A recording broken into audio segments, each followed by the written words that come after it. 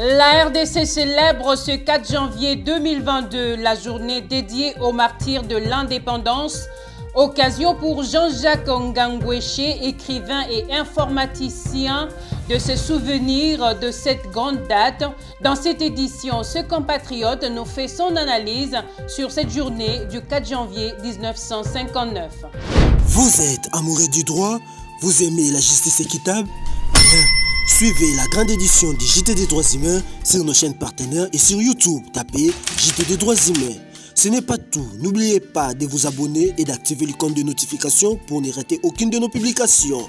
C'est un réel plaisir, mesdames et messieurs, de vous retrouver une fois de plus à la présentation de cette édition consacrée aux questions des droits humains. Vous le savez peut-être pas, en République démocratique du Congo, on célèbre le 4 janvier le souvenir des martyrs de l'indépendance, une journée où plusieurs compatriotes ont eu à perdre de leur vie.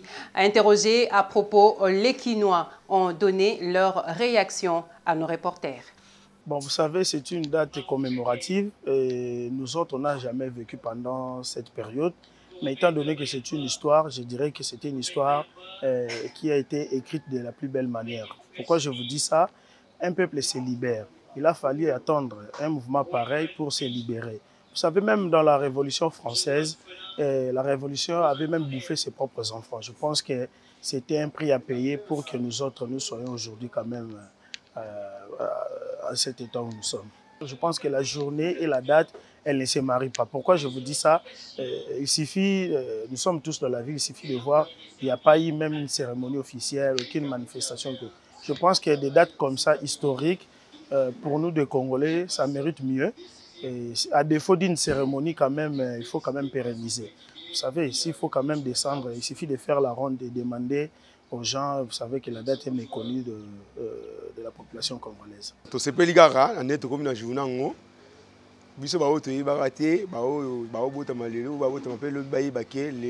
4 janvier, ils ont martyr de l'indépendance. Depuis l'indépendance, on peut salama, tina mou et le moment long changer zati.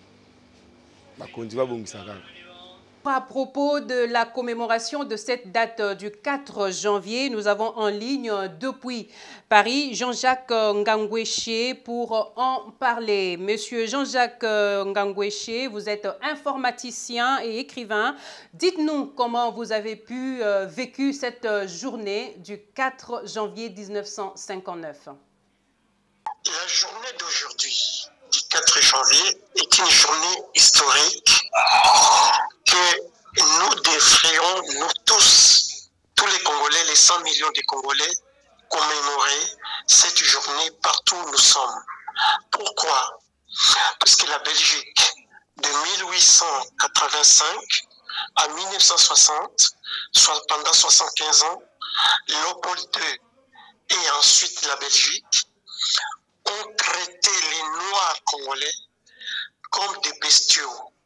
Pas comme des humains, mais comme des bestiaux. Des vaches, des moutons, des chiens. D'ailleurs, les chiens des Blancs, pendant la colonisation, dormaient dans des maisons. Les Noirs dormaient dehors. Or, il y a eu seulement, dans la période du roi Léopold II, plus de 10 millions de morts. 10 millions, j'insiste, de nos compatriotes qui ont été assassinés, tués, torturés, morts sous torture, sous toute forme. Et puis, il vient un jour, Dieu nous a envoyé, ou la nature nous a envoyé des héros. Parmi ces héros, il y a Patrice Emery Lumumba. Parmi ces héros, il y a Edmond Mutankanza, il y a Edmond Nzezalandou, il y a eu des gens comme ça, comme de Pierre Moulele, qui ont combattu la colonisation pour demander l'indépendance. Et selon vous, Jean-Jacques Ngangweshe, que doit-on retenir de cette date du 4 janvier 1959? Que doivent retenir les Congolais par rapport à cette date? La journée du 4 janvier, moi j'étais enfant. C'était un samedi où l'Abaco devrait tenir l'Abaco de Nzezalandou, Mutankanza. À l'époque, il y avait Joseph Kasavubu qui deviendra président de l'Abaco, mais les fondateurs de l'Abaco, les présidents, c'était Edmond Nzezalandou. Ils devraient faire leur meeting à l'endroit qu'on appelle Imika. C'est à une distance équidistante entre Pont Kasavubu et Rond-Point Victoire. C'est pourquoi on appelle ça Rond-Point Victoire. La police coloniale et les colons sont venus, ils ont tiré des balles réelles, il y a eu beaucoup de morts.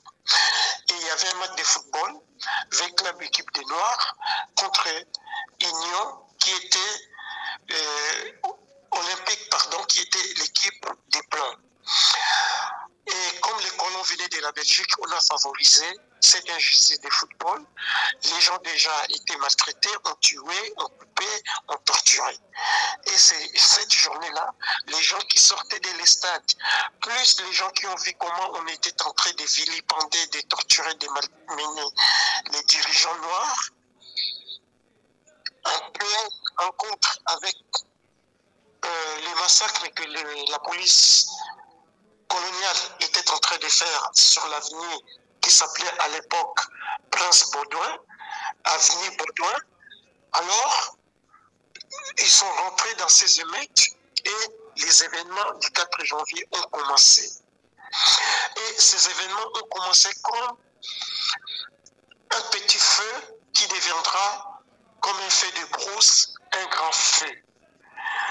Donc, ça a commencé à Kinshasa, à cette hauteur équidistant de Pont Kasavubu et Rond-Point. Et puis, ça a continué la nuit. Ensuite, ça a continué les lendemains, les surlendemains.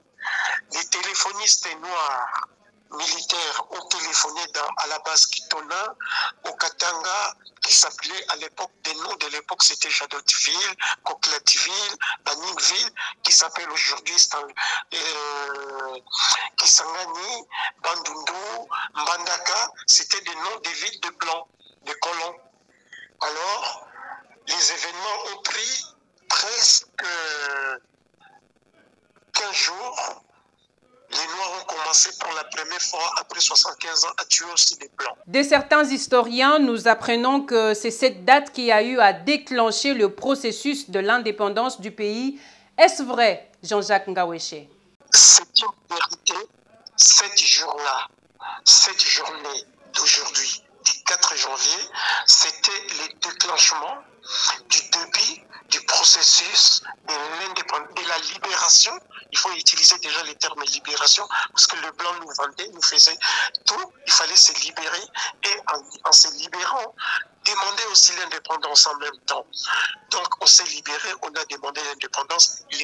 Donc le premier jour, c'était le 4 janvier. Et ceux qui ont déclenché les hostilités, c'était des blancs et surtout la police et l'armée. Moi, j'étais enfant, pour la première fois que j'avais vu des parachutistes blancs. Les gens qui venaient de l'espace, c'était des parachutistes blancs qui venaient de Belgique. Directement, ils tombaient sur nos têtes et ils tiraient. C'en est fini pour ce soir, mesdames et messieurs. Si vous avez apprécié cette édition, dites merci à Joël Diawa qui a coordonné cette édition, Merlin Kamalandoua, Nyosh Mafuta, mais également Bigen Mayukuta qui ont participé à sa réalisation. Je vous retrouve à l'édition prochaine avec le même plaisir. Au revoir.